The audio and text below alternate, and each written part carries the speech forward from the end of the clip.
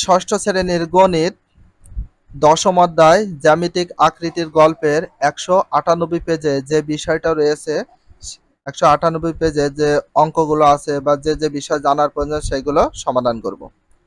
চলো আমরা শুরু করি।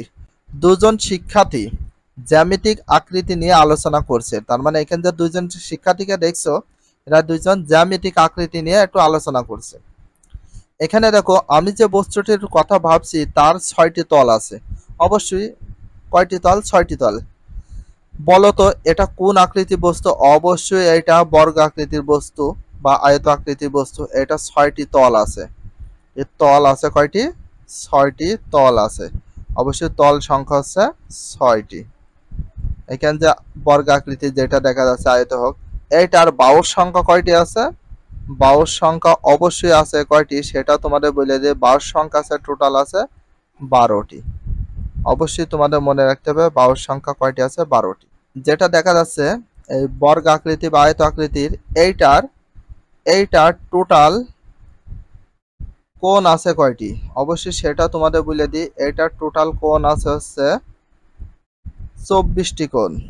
এটার টোটাল কোণ আছে ২৪টি। অবশ্যই ২৪টি কোণ আছে, অবশ্যই তোমাদের সেটা মনে রাখতে হবে। তাহলে যেটা দেখতে পাচ্ছ এটা হচ্ছে বর্গ আকৃতির বা আয়ত আকৃতির একটা বস্তু, আর এটাকে বলা হয় গোলাকার। এটার কোনো বাহু নেই, এটার কোনো কোণ নেই, বাট এটা শুধুমাত্র একটি তল আছে। বলের শুধুমাত্র, ফুটবলের শুধুমাত্র তল সংখ্যা কয়টি? একটি হচ্ছে তল আছে, তাছাড়া কিচ্ছু নেই। আর এখানে যেটা দেখতে পাচ্ছ এটা আয়ত আকৃতির ঘনবস্তু। অবশ্যই আয়ত আকৃতির ঘনবস্তু। এই আয়ত আকৃতি কি কি রয়েছে?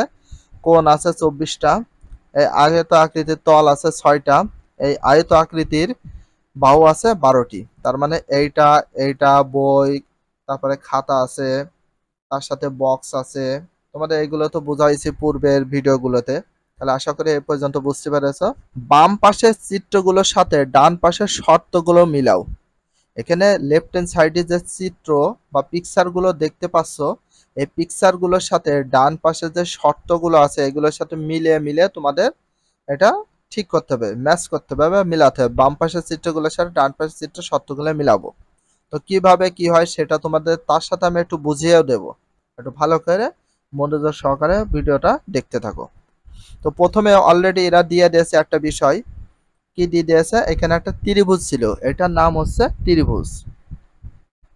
যার ৩টা কোণা থাকে তাকে বলা হয় কি? ত্রিভুজ। এরকম একটা কোণা, দুইটা কোণা, ৩টা কোণা রয়েছে। তো ৩টা কোণ থাকলে তাকে বলা হয় ত্রিভুজ।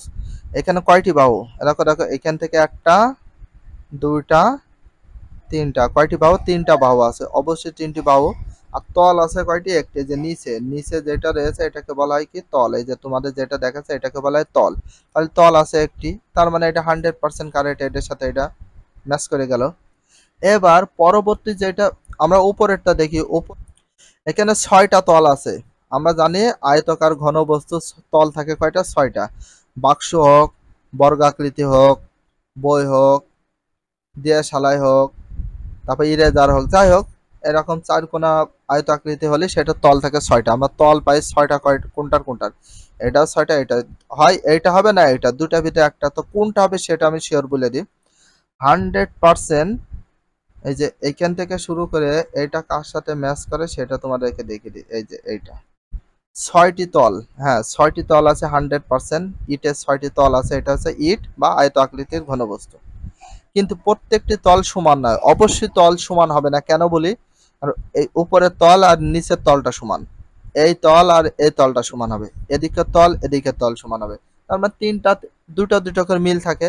এই জন্য বলা হয় প্রত্যেকটি তল সমান নয়। এটা 100% কারেক্ট। প্রত্যেকটি তল কখনো সমান হবে না। তাহলে এটা আশা করি বুঝতে পেরেছো। আয়তাকার ঘনবস্তু যে ইট আছে এটা হচ্ছে ৬টি তল, কিন্তু প্রত্যেকটি তল সমান হয় না। এটা ক্লিয়ার?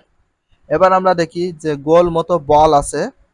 ফুটবল নাই, যা হোক যে কোনো একটা বল বা গোলক, সেটা এইটা মেলবে হচ্ছে এইটার সাথে। এটা একটি বক্রতল আছে। অবশ্যই বক্রতল। তুমি যেদিকে ঘুরি দাও না কেন সেদিকে হবে, এই জন্য এটাকে বলে বক্রতল। গোল হলে সেটা তল হবে কি? বক্রতল। তল থাকে শুধুমাত্র একটা। এর কোনো বাহু নেই। এখানে যে বলটা দেখতে পাচ্ছি এর কোনো বাহু নেই, যেটা বলে দৈর্ঘ্যও নেই আর এটা কোনো কোণও নেই, শুধুমাত্র একটি মাত্র তল আছে, সেই তলের নাম হচ্ছে বক্রতল, মানে বাঁকা বাঁকা তল। যেহেতু গোল বিলে এই জন্য বক্রতল বলা হয়। ক্লিয়ার? আশা করি এটাও বুঝতে পেরেছে, এটাও ক্লিয়ার, এটাও শেষ, এটাও বোঝানো শেষ। এই যে এখানে যেটা দেখা যাচ্ছে এটাকে আমরা একটু ফলো করি, এটা আছে কোনটা সেটা একটু বুঝি। এটার সাথে তল আছে, এই যে এটা একটা মিল আছে, একটু তোমাদেরকে একটু বুঝিয়ে দিই। এই যে এখানে যেটা রয়েছে এটা বাহুর সাইডটা 100% বাহু সাইডটা, একটা বাহু, দুইটা বাহু, তিনটা বাহু, চারটা বাহু। কারণ এরকম হলে 12টা বাহু হয়ে যেত। এইরকম যেহেতু রয়েছে তাহলে এটা বাহু রয়েছে কয়টা? চারটা। তল রয়েছে কয়টা? একদিকে রয়েছে, এই জন্য তল হচ্ছে, এটাকে ধরে নিতে হবে একটা তল। তাহলে এটা আশা করি বুঝতে পেরেছো। বর্গ আকৃতি চার কোণা বাক্স কোয়ালিটি রয়েছে, তাহলে এটাকে একটু দেখি। বর্গ আকৃতি, এটা কিন্তু আয়ত আকৃতি না, এটা বর্গ আকৃতি। তল আছে ছয়টা, একটা, দুইটা, তিনটা, ওদিকে একটা, চারটা, ওদিকে একটা, পাঁচটা, আর নিচে একটা, তাহলে কয়টা তল হইলো? ছয়টা তল রয়েছে। তারা বর্গ আকৃতির লুডো, লুডো, লুডো দেখেছো, লুডোর মেন যে গুটি থাকে সেটা তো জানোই, যেটাকে আমরা বলি ছক্কা, সে ছক্কাটা তো এরকমই হয়, চার কোণা বর্গ আকৃতি হয়, চারিদিকে কিন্তু চারটা তল থাকে, না ছয়টা তল? অফকোর্স ছয়টি তল থাকে, যেদিকে দেখ না কেন ছয়, মানে এক আছে, দুই আছে, তিন আছে, চার আছে, পাঁচ আছে, ছয় আছে। একটা লুডোর গুটি বর্গ আকৃতি, সেটা কিন্তু তল আছে ছয়টা, ছয় দিক কিন্তু ঘুরে ফিরে বসে, এক থেকে পুট থেকে এক থেকে ছয় পর্যন্ত থাকে। তার মানে এটা কি দেখো, কয়টা কি থাকছে একটু বলি। তো ছয়টা তল থাকতে হবে, এখন ছয়টা তলের তো তোমরা খোঁজো। এই যে পেয়ে গেছে ছয়টা তল বাকি আছে আমাদের এইটা, তাই না? তাহলে এখান থেকে আমাদের ছয়টা তল পাচ্ছে এইটারটা। তাহলে কয়টা তল আছে? ছয়টা তল আছে।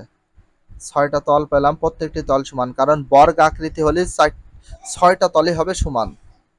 বর্গ আকৃতি চার কোণা, যার চারটে বাহু সমান তাকে বলে বর্গ, বর্গ আকৃতি হলে ছয়টা তলই হবে সমান। এটা সঠিক বুঝতে পেরেছো। আর গোল মতো যেটা দেখতে, তাহলে এটা বাকি আছে শুধু আমাদের এইটা, তাহলে এটার সাথে এটা ম্যাচ করে গেল, একটু বোঝাই। গোল বল মতো ধরে নাও, একটা আবদ্ধ বক্ররেখা, অবশ্যই একটা বক্ররেখা আছে, বক্রতল বা বক্ররেখা, একটি তল, একটা বক্ররেখা বা একটা তলও আছে। তাহলে এটা বুঝতে, আশা করি অঙ্কটা বুঝতে পেরেছো। 198 পেজে যে বিষয়টা ছিল ক্লিয়ার করলাম। যদি ভিডিওটা ভালো লাগে, চ্যানেল হলে সাবস্ক্রাইব, পেজ হলে ফলো করে দিও, তার সাথে একটা লাইক এবং একটা কমেন্ট করে দিও। এবং যদি নেক্সট ভিডিও পেতে চাও তাহলে বেল আইকনটা অল করে রাখো।